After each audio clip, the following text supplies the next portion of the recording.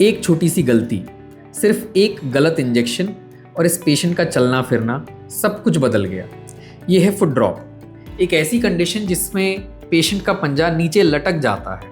और सबसे दुख की बात, ये हुआ एक अनपढ़ व्यक्ति के दिए गए इंजेक्शन से। कोई ट्रेन डॉक्टर नहीं, कोई स्टरलाइजेशन नहीं। आज आप इस वीडियो में देखेंगे कैसे हमने एक फेल्ड फुट का दोबारा फंक्शन ठीक किया, एक हाईली टेक्निकल सर्जरी के जरिए जिसका नाम है टेंडन ट्रांसफर। एंड तक देखिए ताकि आप समझ पाएं इस सर्जरी का हर स्टेज और उस इंसान के लिए इसका मतलब क्या था। फुट ड्रॉप का मतलब है जब पंजा नीचे लटक जाता है और पेशेंट चलते वक्त पैर को ऊपर उठाने में असमर्थ होता है। अक्सर ऐसे पेशेंट्स अपना घुटना ज़्यादा ऊपर उठा के चलते हैं जिससे पंजा टकराए नहीं। ये कंडीशन किसी भी एज ग्रुप में हो सकती है, लेकिन इस केस में प्रॉब्लम शुरू हुई एक गलत इंजेक्शन से।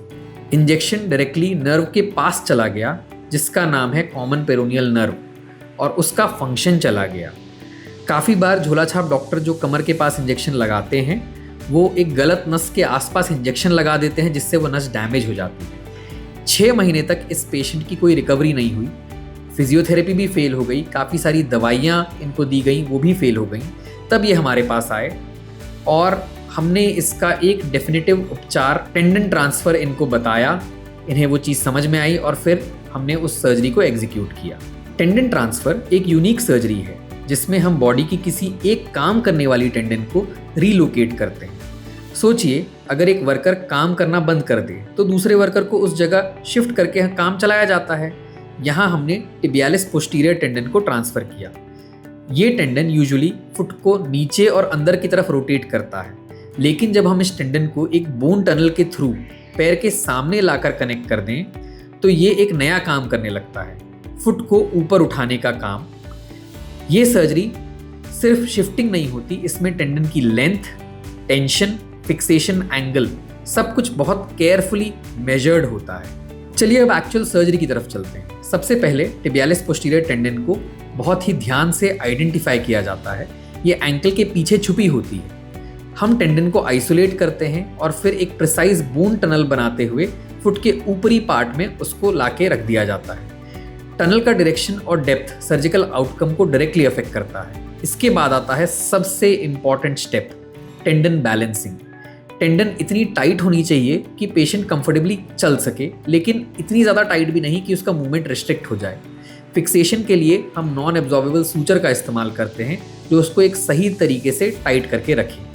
सर्जरी का हर स्टेप माइक्रोस्कोपिक लेवल पे प्रिसीजन डिमांड करता है। सर्जरी के बाद पेशेंट का पैर 3 से 4 हफ्तों के लिए एक पट्टे में रख दिया जाता है ताकि उसकी वो टाइट की हुई नस खिंच नहीं जाए। उसके बाद एक स्ट्रक्चर्ड फिजियोथेरेपी प्रोग्राम चालू किया जाता है जहां पेशेंट इस नए मूवमेंट को रीलर्न करता है। इस स्टेज में फिजियोथेरेपिस्ट, पेशेंट और सर्जन तीनों का कोऑर्डिनेशन ज़रूरी होता है। फिजियोथेरेपी की एक्सरसाइजेस से टेंडन की functionality step by step restore करी जाती है और तकरीबन 6 हफ्ते बाद पेशेंट अपना पंजा उठाने लगता है। 3 से 4 हफ्ते बाद का वीडियो आपके सामने है जिसमें देखिए पेशेंट अपना पंजा धीरे धीरे उठा पा रहा है। अब सोचिए, एक गलत इंजेक्शन और इसकी इतनी लंबी रिकवरी पीरियड, क्या ये चीज़ फेयर थी? पहले इस लड़के का 6 महीने बर्बाद हुआ, फिर सर्जरी के बाद 3 से 4 महीने का कड़ा परिश्रम लगा, तब जाके इसके पाँव की वो कंडीशन वापस ठीक हो पा रही है। फुट ड्रॉप एक इरिवर्सिबल कंडीशन नहीं है। जब तक आप राइट टाइम पे राइट डिसीजन लें, इस पेशेंट के लिए एक गलती लाइफ चेंजिंग थी, लेकिन एक सर्जरी ने उस गलती को रिवर्स कर दिया। आपका एक डिसीजन किसी ब्रेस से छूटने, एक नेचुरल वॉक वापस पाने का रास्ता हो सकता है। अगर आप या आपका कोई जानने वाला ऐसी कंडीशन से सफ़र कर रहा है, देरी मत करिए। ऑर्थोपेडिक सर्जरी हैज़ इवॉल्व्ड और आज हम ऐसे कॉम्प्लेक्स केसेस का रिलायबल सोल्यूशन दे सकते हैं।